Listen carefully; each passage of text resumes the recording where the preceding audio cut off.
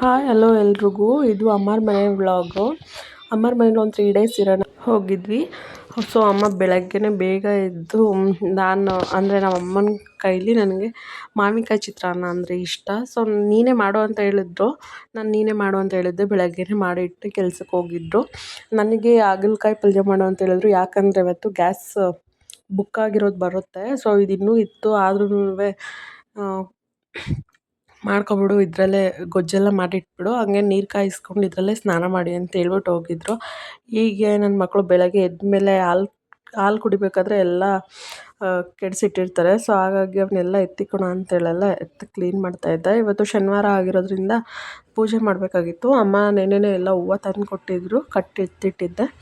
ಅದನ್ನೆಲ್ಲ ಇಟ್ಟು ಪೂಜೆ ಮಾಡೋಣ ಅಂತೇಳ್ಬಿಟ್ಟು ಮೋಯಿ ಕೈಲಿ ಮಾಡಿಸೋಣ ಅಂಥೇಳಿ ರೆಡಿ ಮಾಡ್ತಾಯಿದ್ದೆ. ಮನೆಯೆಲ್ಲ ಒರೆಸೋಣ ಅಂತೇಳ್ಬಿಟ್ಟು ನಾನು ಹಾಗಲಕಾಯಿ ಗೊಜ್ಜೆಲ್ಲ ಮಾಡಿಟ್ಟೆ. ಅಮ್ಮನಿಗೂ ಇಷ್ಟ, ಮಕ್ಳಿಗೂ ಇಷ್ಟ ಅಂತೇಳಿ ಗೊಜ್ಜೆಲ್ಲ ಮಾಡಿಟ್ಟೆ. ಎಲ್ಲ ಆದಮೇಲೆ ರಿಷಿ ನೋಡಿ ಯಾವ ಥರ ತರಲೆ ಮಾಡ್ತಾಯಿದ್ದಾನೆ. ಅವನಿಗೆ ಖುಷಿ ಹಿಂಗೆ ವೀಡಿಯೋ ಎಲ್ಲ ಮಾಡಬೇಕಾದ್ರೆ ಅವನು ಹಾಯ್ ಮಾಡೋದು, ನಾನು ಮಾತಾಡ್ತೀನಿ, ವಾಯ್ಸ್ ಕೊಡ್ತೀನಿ ಅಂತೆಲ್ಲ ಹೇಳ್ತಾನೆ. ಸೊ ಹಂಗೆ ಅದೊಂದಿರಲಿ ಕ್ಲಿಪ್ಪಿಂಗ್ ಅಂತೇಳಿ ಹಾಗೆ ತೊಗೊಂಡೆ.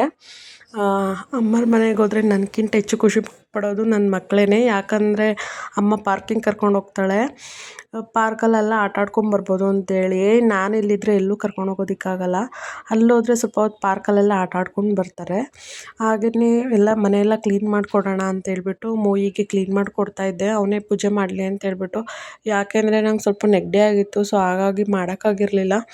ಅವನೇ ಮಾಡಲಿ ಅಂತೇಳ್ಬಿಟ್ಟು ಎಲ್ಲ ರೆಡಿ ಮಾಡಿಕೊಟ್ಟೆ. ಸೊ ಮೋಯಿನೇ ರೆಡಿ ಮಾಡಿ ಪೂಜೆ ಮಾಡ್ತಿದ್ದಾನೆ. Thanks for watching. ಸೊ ಅಮ್ಮನ ಮನೆ ವ್ಲಾಗ್ ಹೀಗಿತ್ತು.